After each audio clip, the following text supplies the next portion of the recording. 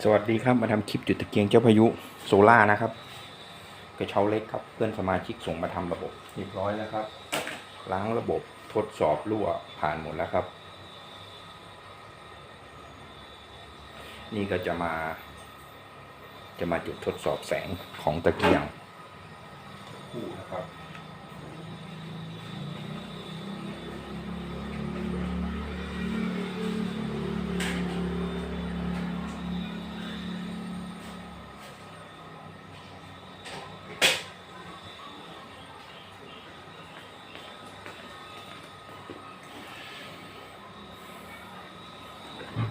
ไม่ได้ใส่ถ้วย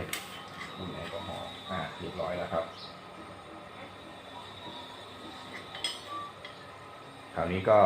ในหม้อเนี่ยเราเติมน้ำมันก๊าซ100%นะครับเต็มปากขวดเบียร์ใส่เข้าไปปิดฝาให้แน่นปิดน็อตปล่อยลมให้แน่นแล้วเราก็เอาหัวนอกออกเอาหัวในมาผูกไส้นะครับให้เรียบร้อยถ้าใครผูกไส้ตะเกียงไม่เป็นให้ไปดูในคลิปผูกไส้ตะเกียงเจ้าพายุนะครับไม่อยากทำรวมกันนะครับไม่งั้นมันจะนานเนี่ยครับก็เอาใส่ให้ชุ่มเลยนะครับแล้วก็เอาใส่กลับเข้าไปเหมือนเดิมแล้วก็เอาใส่ในถ้วยอุ่นแอลกอฮอล์ครับ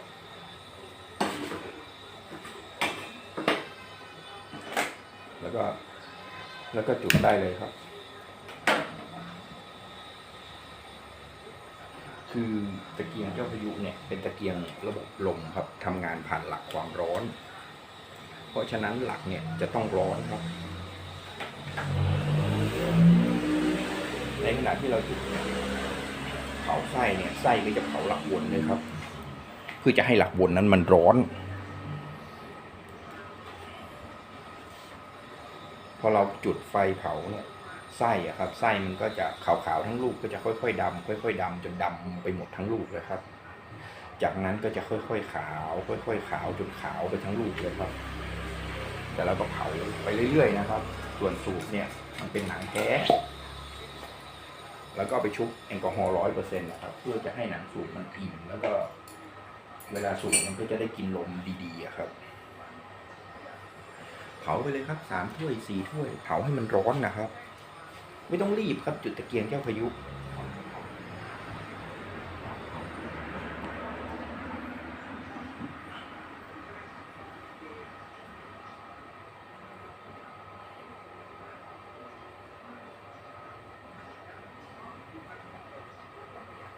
นี่เห็นไหมครับไส้จากดำไปทั้งลูกก็จะค่อยๆขาวค่อยๆขาวครับแต่เราก็เผาต่อไปตะเกียงเจ้าพายุเนี่ยเราจะไม่ปั๊มลมรอนะครับเราจะรอจนกว่าหลักมันร้อนเต็มที่เราถึงเริ่มปั๊มลมครับ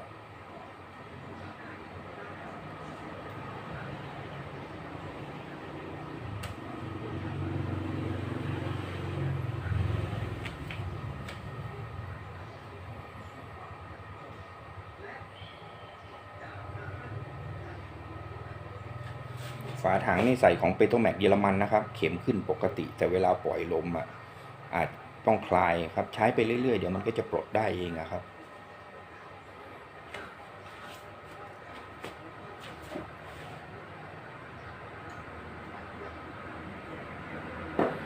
พอน้ำมันแอลกอฮอล์มันกล้องลงเราก็เติมครับให้เต็มถ้วยเนี่ยครับสูบเวลามันอิ่มแอลกอฮอล์100เนี่ยเวลาเราใส่กระบอกสูบมันก็จะกินลมดีครับเห็นไหมครับไส้ขาวไปทั้งลูกแล้วแต่เราก็รอครับไม่ต้องรีบครับจุดตะเกียงไว้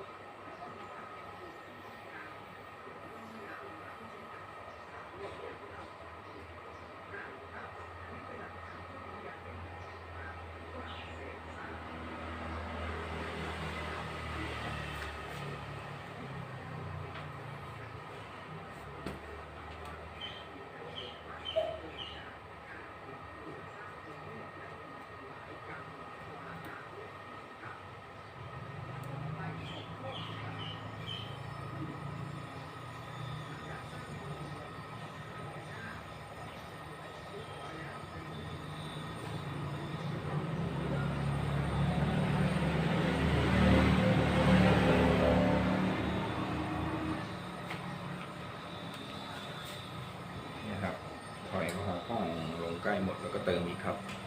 รอครับ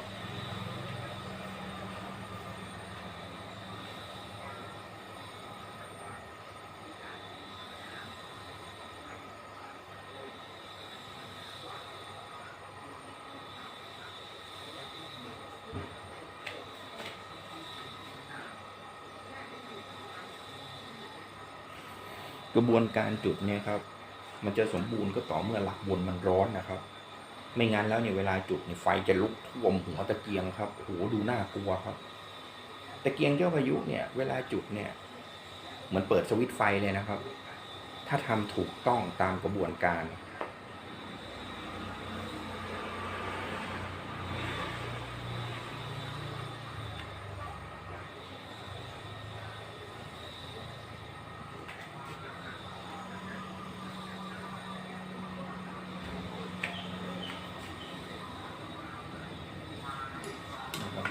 พอเริ่มคล่องผมก็เริ่มจุดครับ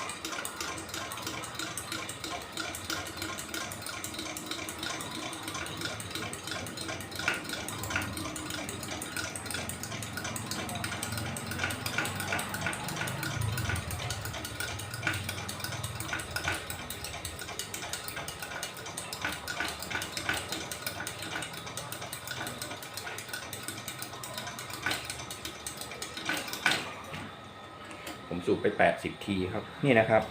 ตะเกียงตัวนี้ตำแหน่งปิดอยู่ซ้ายนะครับอยู่9 นาฬิกานะครับเป็นเพราะว่าชุดเหล็กส่งเข็มลูกเบี้ยวไม่ใช่ของมันนะครับแต่ก็ตั้งได้ใช้งานได้สมบูรณ์ครับแต่เพียงแต่ว่าตำแหน่งปิดอยู่ซ้าย9 นาฬิกาถ้าเราจะเปิดวาล์วเนี่ยแล้วก็เปิดวาล์วขึ้นไป12 นาฬิกาครับเสียงลมจะเดินไส้ตะเกียงจะติดเลยครับเปิดนะครับ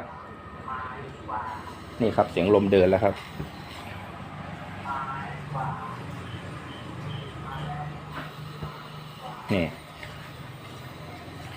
นี่เป็นการจุดติดครั้งแรกของตะเกียงลูกนี้เลยนะครับ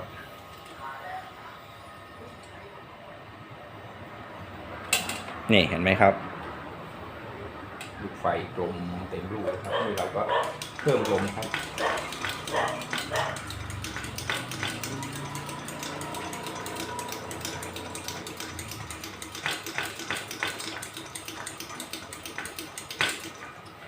พอแสงสุกเราก็หยุดครับเนี่ยครับตะเกียงเจ้าพายุเห็นไหมครับลูกไฟกลมเต็มลูกแสงนิ่งไม่กระพริบใช้งานได้ปกติแล้วครับพาไปจุดที่ไหนก็ได้ครับนี่ครับหลีเร่งหลีเร่งใช้งานได้ปกติแล้วครับถ่ายคลิปแจ้งแบ่งปันนะครับขอบคุณครับที่ติดตามคลิปจนจบสวัสดีครับ